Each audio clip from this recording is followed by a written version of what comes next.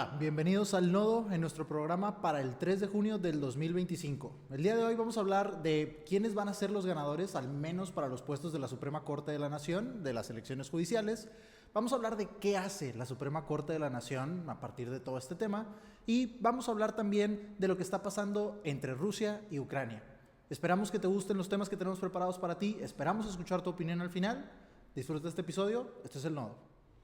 Hoy empezamos con las elecciones del Poder Judicial. Han habido muchas reacciones a lo que sucedió el 1 de junio. Por ejemplo, ya tenemos ganadores virtuales para la Suprema Corte de Justicia al menos. Tenemos al que se perfila para ser el presidente de la Suprema Corte de Justicia, un hombre, aún y con la ventaja que tenían las ministras en la boleta, Hugo Aguilar.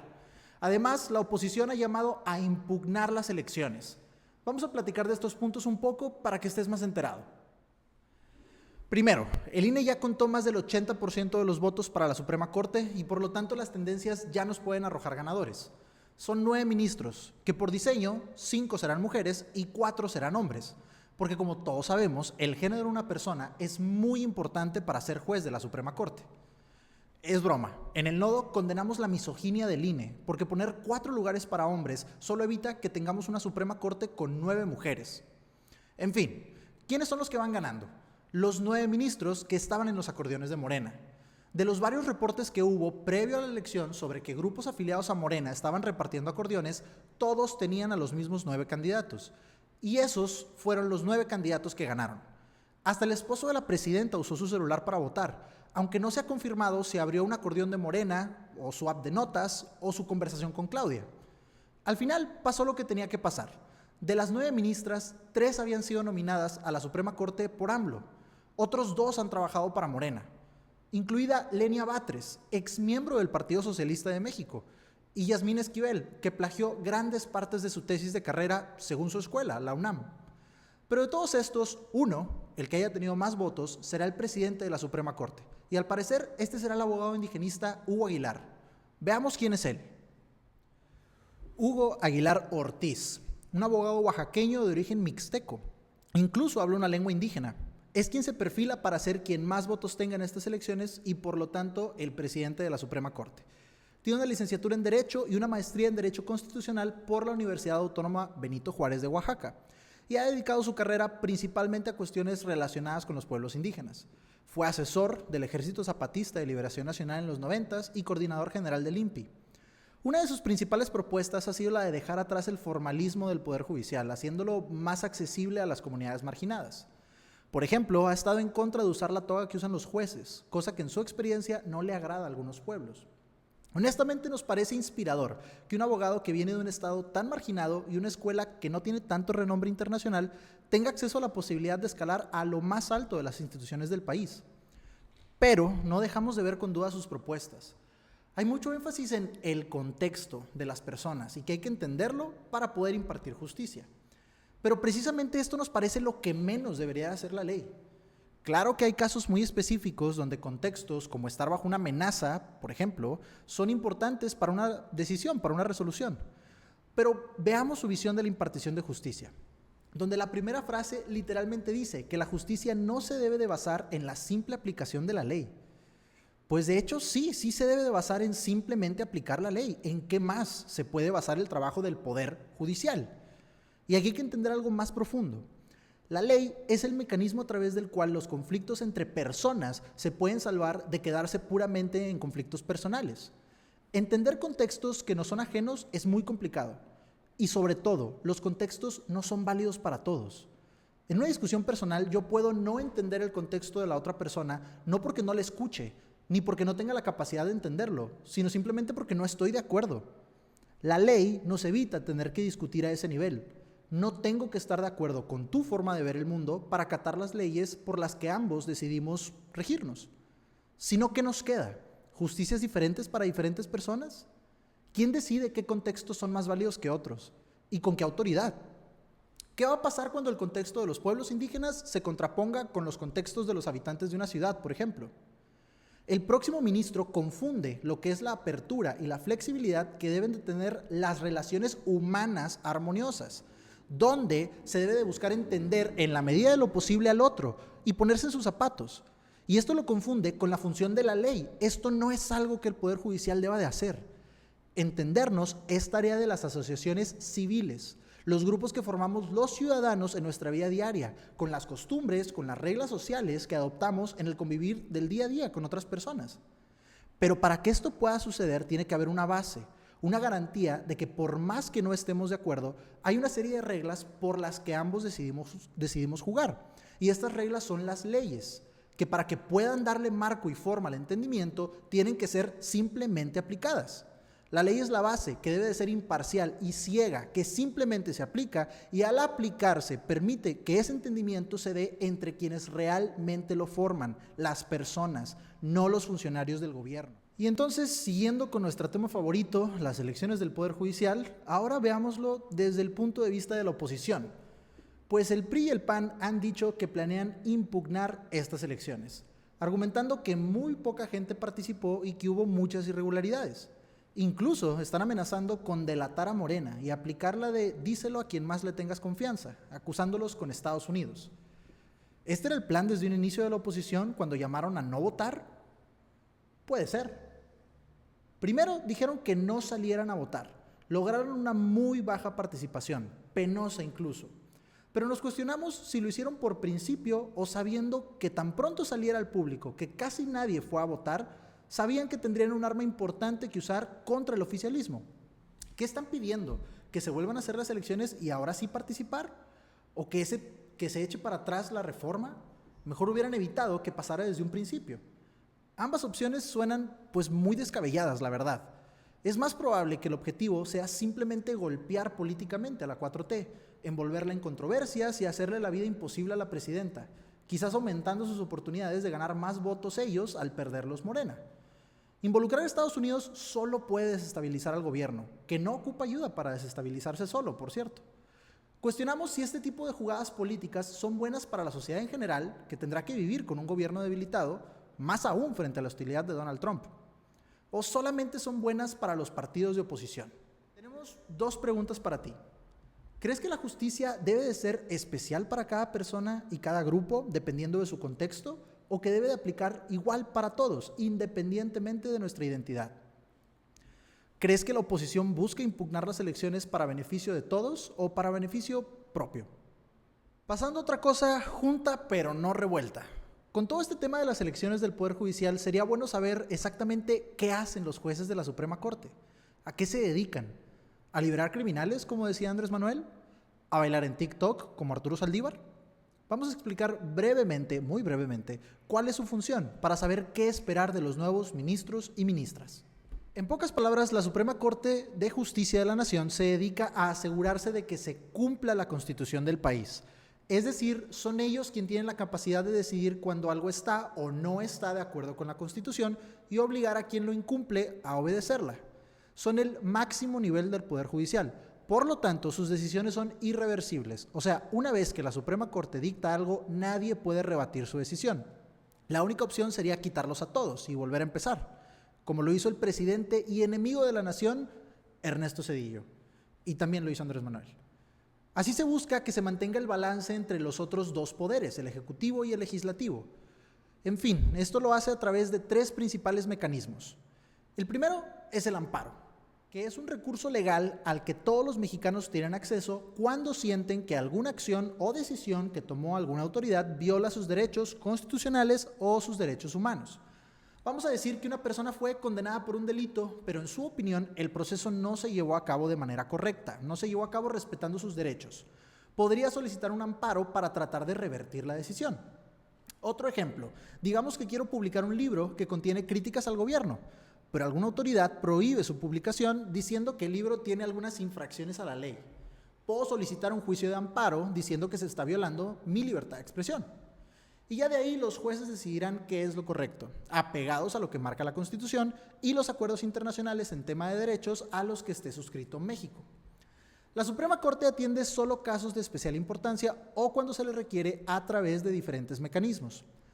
También se puede interponer un recurso de queja. Si un juez más abajo dio una decisión de la que no estamos conformes, se puede ir escalando el tema. Ya llegando a la Suprema Corte, como dijimos, la decisión sería final. Todo el mundo puede pedir un amparo. menores de edad, extranjeros en México, grupos de personas, etc. Otra herramienta que le corresponde a la Suprema Corte es la controversia constitucional. Este es un proceso a través del cual se resuelven conflictos entre dos de los tres poderes, el legislativo, el judicial y el ejecutivo. De manera sencilla, cuando un poder toma decisiones que no le corresponden, pues son de otro poder, la controversia constitucional entra y devuelve el equilibrio marcado en la Constitución. Poniendo un ejemplo, digamos que el Estado de Nuevo León decide tomar el control de todos los parquímetros dentro del Estado. Los municipios dentro del Estado pueden pensar que, según la Constitución, el control de los parquímetros les corresponde a ellos y no al Estado. Aquí entraría una controversia constitucional, donde los jueces tendrían que dar una decisión sobre quién tiene la razón. Algo interesante y que quizás estás pensando es cómo puede el Poder Judicial resolver conflictos entre los poderes cuando está involucrado.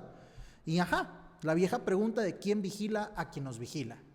La Suprema Corte no puede promover un acto de controversia constitucional como parte, o sea, ella no se puede proclamar como la afectada porque sería juez y parte. Y muy interesante, tampoco se puede usar este recurso contra ella, porque igual sería juez y parte.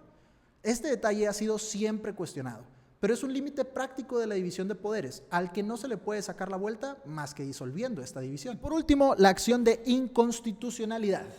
Es cuando alguna ley pasada en el país va en contra de la Constitución. Esto solo lo pueden pedir los legisladores, aunque sean minoría, el Procurador General de la República y algunos partidos políticos. La diferencia con la controversia es que la controversia tiene que ver con acciones en las que una autoridad actúa sobre terreno que le corresponde a otra. Esta acción puede entrar contra cualquier ley que se determine que contradice a la Constitución. Por ejemplo, si el Senado pasa por mayoría una ley que le quite el voto a las mujeres, la minoría podría interponer esta acción, pues va en contra del artículo 35 de la Constitución, y así evitar que la ley se aplicara.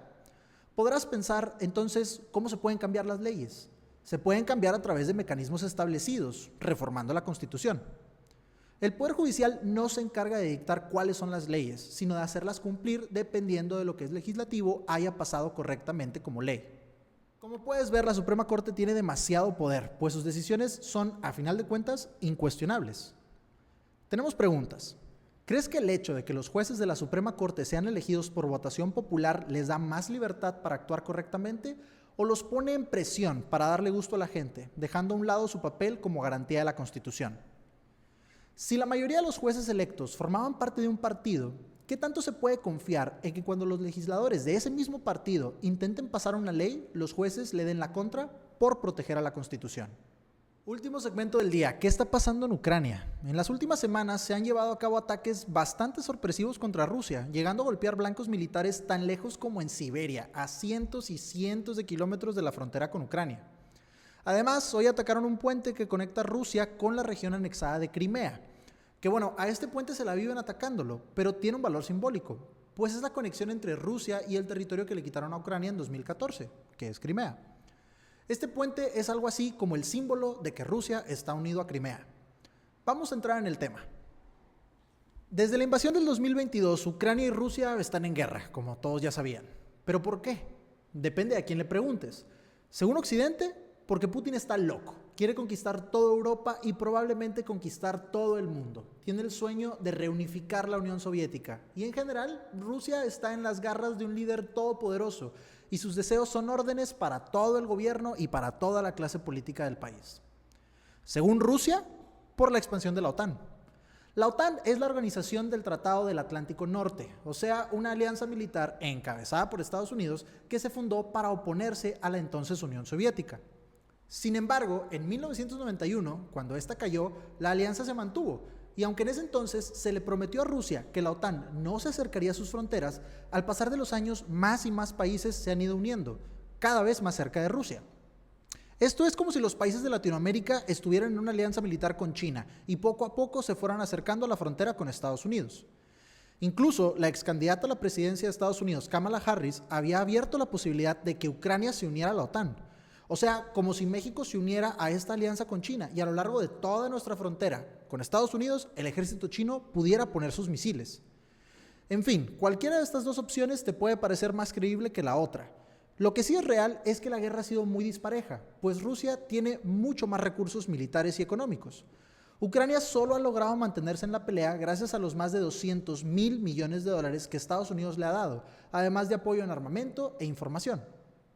Mientras Ucrania depende del apoyo extranjero, Rusia parece cómoda, dejando que el tiempo pase y al final Ucrania simplemente no se pueda resistir.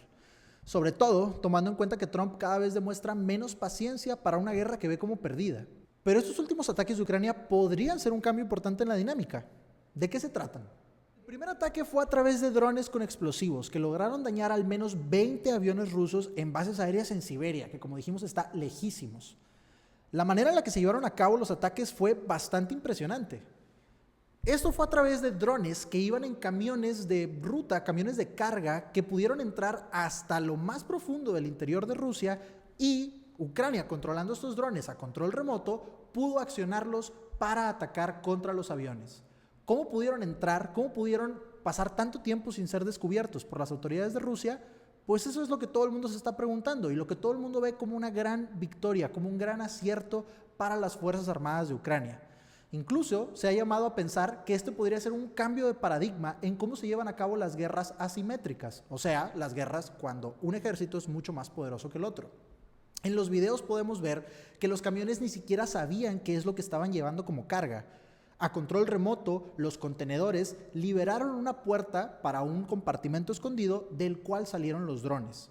Los ataques al puente de Crimea son otro ejemplo de cómo el ejército ruso está viéndose cada vez más vulnerable ante el ingenio de las Fuerzas Armadas de Ucrania. Desde hace mucho tiempo las negociaciones entre Rusia y Ucrania se ven bastante lentas. ¿Por qué? Porque Rusia tiene la ventaja en el campo de batalla. Es difícil pedirle a Vladimir Putin que se eche para atrás o que le haga concesiones a los ucranianos cuando lleva las de ganar y cuando el tiempo está de su lado. ¿Quién se va a quedar más rápido sin armas? ¿Quién se va a quedar más rápido sin dinero? Sobre todo si los aliados de Ucrania cada vez son más impacientes con ella. ¿Quién se va a quedar más rápido sin personas? Pues no va a ser Rusia, va a ser Ucrania. Y eso es a lo que le está apostando Rusia, a que a la larga Ucrania se canse y pueda acceder a todas las demandas que tiene Rusia. La más importante, que prometa por escrito que jamás se va a unir a la OTAN. O sea, que se comprometa a ser neutral. Por el lado de Ucrania, han estado pidiendo a gritos que todo el mundo los apoye, sancionando a Rusia, dándoles dinero, dándoles inclusive soldados. Algo que ya pondría la Tercera Guerra Mundial como una opción pues bastante cercana, bastante real. Y por lo tanto, es muy difícil que avancen las negociaciones. ¿Qué es lo que piensas? ¿Rusia estaba justificada al invadir Ucrania? Ucrania, con estos nuevos desarrollos de su inteligencia, pudiendo atacar blancos tan dentro de Rusia, ¿puede acceder a mejores opciones para negociar? ¿O Rusia se va a mantener firme en su posición? Y esto fue todo por hoy. Esperamos que te hayan gustado estas notas. Esperamos que te hayan sido útiles para entender la situación de México y la situación del mundo en general. Te queremos ver en el siguiente episodio y queremos escuchar qué piensas de las preguntas que te hicimos en este mismo. Yo soy Diego Medina, esto fue El Nodo. Hasta luego.